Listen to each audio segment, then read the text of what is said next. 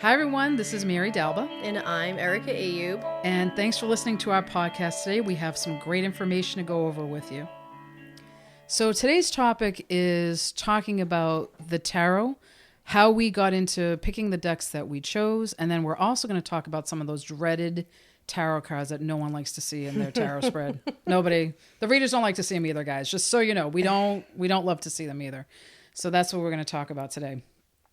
So Ericka, I found my deck through some trial and error. How did you, the decks that you use? I think. Oh, let's see. What did you start with? Well, before I started taking group classes, I picked up it's called the Spiral Tarot. I'm not sure who the author or illustrator is, but tarot decks, when I'm looking for them, I look for the art. Like, I look for colors and symbols and things that really affect me on a really deep level. Because I'm more of a creative, artistic type, so paintings, watercolors, anything that kind of is really appealing to the eye, really appeal to my soul. So if any of you look up the Spiral Tarot, you can see it's really pretty. But when it came to classes and learning the structure of the tarot before getting into the creative aspect, I picked up the Hanson Roberts, which was a later version of the Rider-Waite. Which is simple. The symbology is very clear. The illustrations are also quite clear. But it was more detailed than the original Rider-Waite. And I found that a bit more appealing to the creative side of me. So for me, it was, my mother took me to Salem when I was 15 years old, Salem, Massachusetts, which is really the mecca of all kinds of spiritual things. And she took me into a store and she said, "Oh, I'm going to buy this deck." And it was a Rider-Waite deck. And she thought it would be a phase with me, which Little did she know. It's a super long phase, let me tell you. But I connected with them, but not in really a way that I loved. The great thing about the Rider-Waite deck, and for folks that are thinking about learning the tarot or just need a deck to pull a card from every day, it's a great deck because it has a lot of symbolism in it. And it has some very clear symbolism in it. So definitely, I think if you're starting out, that's a great deck to start with. But I just didn't love it. It didn't connect with me. And I think that's also what people need to do is connect with that deck. And the great thing about the Google machine now, as opposed to when I was 15... The Google machine. The Google machine. Or yes. as my husband calls it, the great Google. The great Google. That's beautiful. I'm gonna steal that. I will. I'm admitting right now I'm gonna steal that.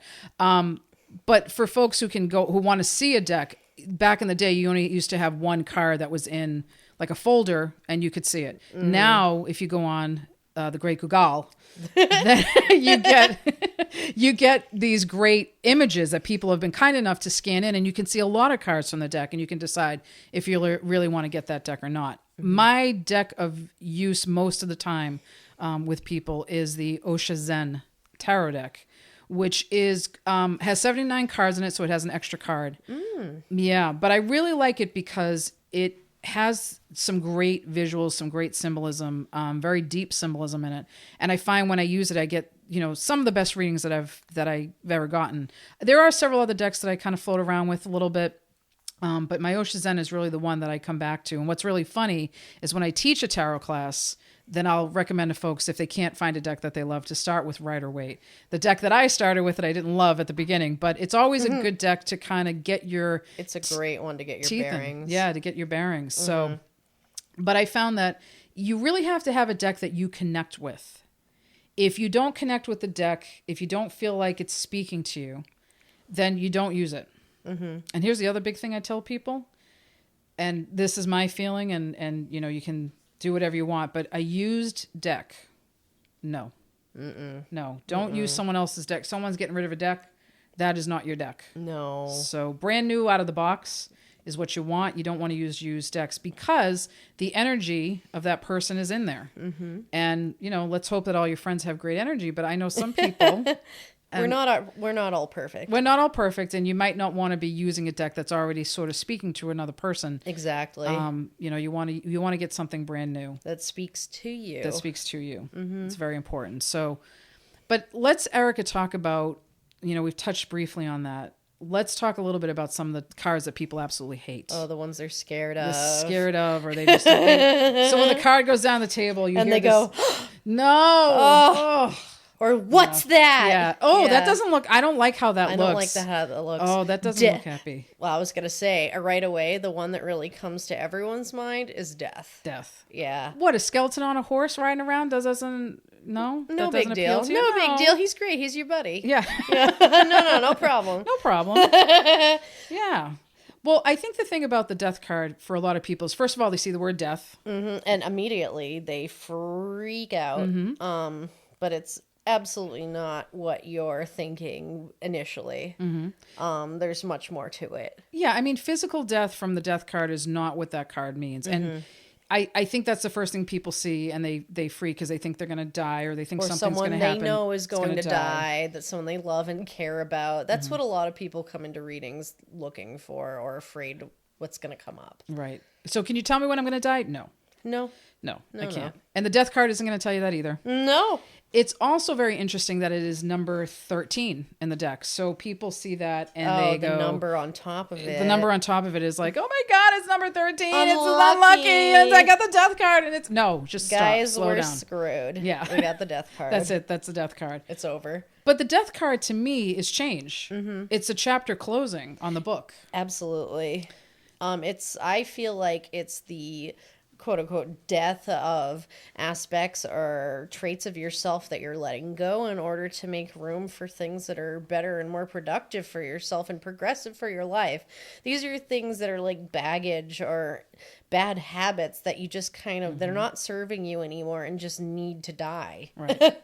Right. They need to be completely out of your life, buried, given away, gone away, whatever it is. It's for the best. It really is. It's a change of the guard.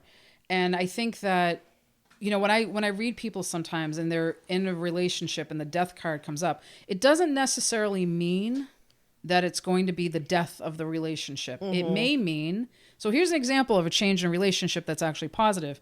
If you're dating someone and the death card comes up and say the Two of Cups comes up with it, that could be a change into marriage. Can be. So the death of a dating relationship to a married relationship are two different things. Completely different things. And that doesn't necessarily mean it's negative. So, but you know, you're no longer dating if you get married, right? Well, you should be, but that's a whole other topic. And yeah. But it's a different, you know, it's a different feel. You're not getting called the Mrs. when you're dating, so, or the Mr. Exactly. So that's a card that I think can show you that there can be good change.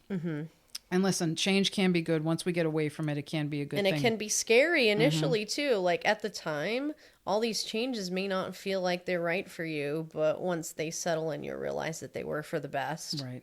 Yeah, so Absolutely. it's going to be scary. Death can be scary, but it's really, like, these are all things that are necessary in order to progress in your life. Absolutely. So the next one that I think is kind of a scary card, and people hate to see it, is the Ten of Swords. Oh, yes. Ten of Swords makes me sad. Well, he looks pretty overwhelmed there. So, like, this, at least in a traditional deck, the Ten of Swords is depicted as a person who is, in my deck, he's completely overwhelmed with 10 swords stabbed into his back, and he's face down on the ground. Right. So the way I describe this card to people when it comes up is, this is the lowest you're going to get. This is it. I mean, there's nothing you can get any worse. I mean, it can only go up from here. It can only go up from here. And, you know, that's, I think, important to say to people because, yes, you can feel like you're down on the ground, 10 swords are stuck out of your back. You're, like, just exhausted, depleted. It's acknowledging what they're going through. Right. And sadness, there can be a lot of sadness there and a lot of, like, not being able to see the road in front of you because your face is stuck into the ground. It looks like defeat. Totally. It looks like it. But you can only go up from here. So the Ten of Swords could be saying, and sometimes the Ten of Swords does come up in relationship spreads because people need to let something go. Maybe the people are broken up and they're still texting their ex or they're still seeing their ex, you know, here and there, friends with benefits kind of thing. And the Ten of Swords is saying, like, it's done. It's just it's the final countdown, to bring in another 80s reference. So Ten of Swords is not necessarily the best card, but it can be It's just telling you that it's, it can only really go up from here. Exactly. And it could also be that it's now really a good time for self-care. So that's another. It's a really good time. A reminder that you need to come first. Yes. I mean, we all need to learn that lesson. Mm-hmm. Yeah. So keep that in mind with the Ten of Swords. Mm-hmm. The other swords that I don't love is the Three of Swords. Yeah, that one can come up and can be a bit worrying. Mm-hmm. Mm-hmm. So the Three of Swords, usually if you see there's a heart with three swords sticking out of it. Mm-hmm. So piercing it. Piercing the heart. Mm-hmm. So talk about heartbreak. Absolutely. Yeah. That is the heartbreak card. Yeah. So I think for people really when they see that card, it's important to think about what's causing your heart to break, what's bringing you the grief, what is really acknowledging that pain that's happening at the moment. What's weighing heavily. I mean, it could be several things. I mean, you could have a loss. Like, so say, for example, someone loses their jobs, Three of Swords comes up.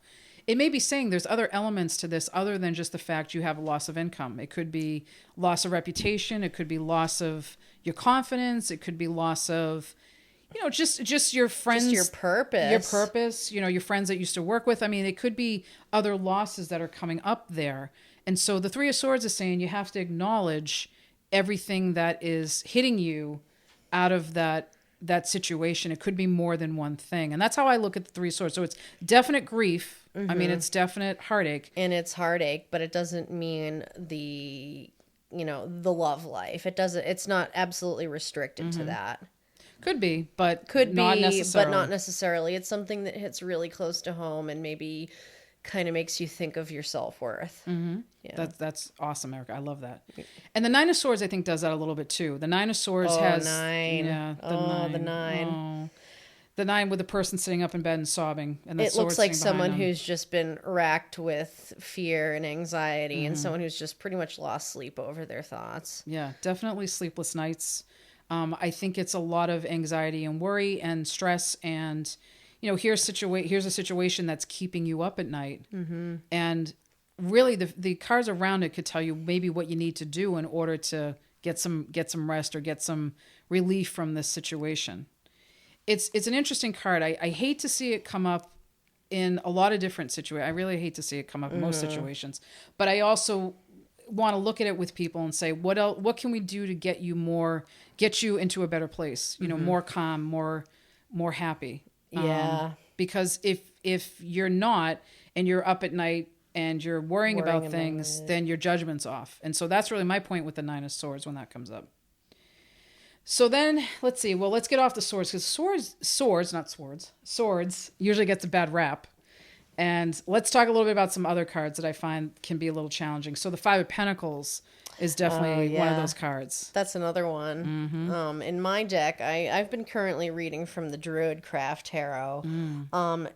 And the Llewellyn deck, it's depicted as I see these two people almost standing outside. It almost looks like a church, but there's a stained glass window and it's cold outside and they're looking in from the outside.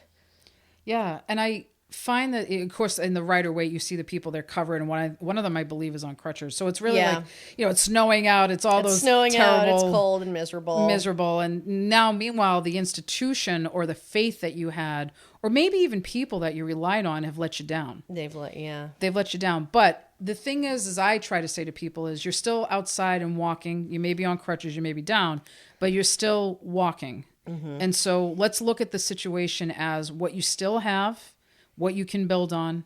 Yes, there's a loss there. Mm-hmm. And maybe even feeling like whoever you had on that pedestal, the institution you had on that pedestal, has fallen down and crashed. Yeah, it's not what you thought it was. Exactly. But you're still standing. You're still standing and you're taking, you're learning from this situation. Right. So you're going to be stronger from this. It's just not going to be easy right now. No, and I think that's what people need to realize is that not every card in the deck is a positive card, and not every situation in your life is a positive situation. But it's all like you're learning from it. Exactly. Yeah, that's the point. Like it's not always going to be good, but you got to learn from the good and the bad. That's true. So let's talk a little bit about the major cards. We talked a little bit about the death card. That was the big one. That's the big one. But another one that people usually go, what's that card? Is the Tower card. Oh, the Tower. Kaboom! Oh, I love that one. Well, that one I feel like it's usually an extreme, but it can be really good or really bad. Like the Tower to me, the imagery in the decks that I typically see, it's just like it is a tall like castle tower that's being struck by lightning, and a big chunk of the tower is being completely like blown off the side, and there's people falling out. So to break it down, like I see the Tower as the rug being pulled out, the structure being pulled out from under you. It's pretty much taking, you have to pretty much build everything back up from the ground. And that could be an amazing thing or it could be a bad thing. It's a blessing or a curse depending on your situation. Right. And how you look at it too. One of the things that I find that's interesting with the Tower is what I say to people is even though that lightning bolt is hit or that shock is hit, there's still a foundation to build on. So look at what your foundation is to build on because there may be people around you that can help. There may be situations around you that can help. And I think the Tower also, again, can be looked at as good or bad. If you're in a situation where you get a promotion and you weren't expecting it, that could be a representation of the Tower card. You weren't expecting that. Right. So now you have to build a new foundation because you've gotten this promotion, and how do you build on top of that? That's pretty cool. Yeah, right? That's what... I'll take the Tower in that situation. Take that. Yeah, absolutely. So looking at it from, again, it's sometimes looking at the other cards around it can tell you a lot. But a surprise sometimes is a surprise in a good way. In a good way. In a good way. So we also have, this one, people don't love to see this one at all. Oh, which one? The devil. Devil. The devil made me do it. Yes. Oh, boy. Yeah. So obsession. Material the vices. Oh, all your vices. Oh, yeah. This is the sexy stuff, the drugs, all that fun stuff that keeps us kind of shackled and held back in some ways. These are the things that limit us from becoming our full potential. Yeah. And I think it's a lot of your beliefs too. If you look at a traditional devil card, it has two people standing with chains around their necks, but the chains are wide enough that they could pull them over their heads. But they just stay there. They just hang out. They're like, hey, this is cool. Hey, what's up, devil? Nice necklace. I like wearing this. I like wearing this. Yeah, it's not heavy at all. So I think for a lot of people, this is a situation you can release yourself from. This isn't something that you have to wait for somebody else to do. You can release yourself from the situation if you pull the chain off your neck. So look at those things in your life that you have obsessions about or material connections to or whatever. This could even be beliefs. Yeah. It's not like limited to just those, few things. Yeah, look at what's chaining you down, what's holding you down, and then release yourself from it. So people see that and they get freaked out because it's the devil. They think the devil. A lot of people will bring, religious things into it when it's just it's not necessarily, the devil from, any specific religion. Pantheon. Yeah, religion. pantheon. Yeah. It just means, things that are holding you back, things that are, you're limiting yourself. It's not anyone else. It's just things within yourself that are holding you back. Holding you back. It's perfect. Yeah. So take a look at that because then some big changes can happen. Absolutely. Yeah. And then finally, one of the other ones we just mentioned here, I have on our list, Ericka, is the hanged man. Oh, yes. Yes. So I'm hanging upside down and I don't like being tied to this tree upside down, waiting. Initially, I feel like a lot of people will see the hangman as like, a person being hung, but I see the hangman as someone who has maybe purposely put themselves there in order to maybe reflect on, things that have been going on in their lives recently. It's the slowing. I see it as like the slowing down or purposely making yourself slow down in order to process what has been going on in your life. Yeah, and I think for me, I love that definition, Ericka. I love it. For me also, I add into the layer of you're looking at it from a different perspective. If you're hanging upside down, you're going to see things from a different way. So it's important to maybe look at that situation that you can't move on or can't make resolution on at this point. Maybe turn it around and turn it upside down and shake it up a little bit. See it from a different angle. See it from a different view. So I know we talked about a bunch of cards that we don't necessarily love, but we try to put a little bit of a different spin on it for you. And in future podcasts, we'll probably talk about a bunch of cards that we really do love, because there's some amazing positive cards in the deck, and we will talk about that. But, think about those cards. If you get a reading or you're doing a reading for someone and those cards come up, it doesn't necessarily mean it's negative. It just means that maybe you have to look at what the deeper meaning is to those situations and how they can change for you. And see what it's triggering in you, because it'll trigger, I notice with a lot of people, it'll trigger fear reactions when it really, it's not completely necessary to feel the fear, or just try to really kind of sit and realize where it's coming from. And then you'll kind of discover what the real issue is. Absolutely. So, Ericka, how can people reach us if they want to ask a question, tell us what their favorite or not so favorite cards are? Or just want to give us their opinion? If you guys just want to give us a contact, our email address is Ericka, Ericka, and Mary podcast @gmail.com. Excellent. And we'll talk to you again soon. You'll be listening to us again, hopefully at some point. And feel free to reach out to us, guys. Thanks so much. Thank you.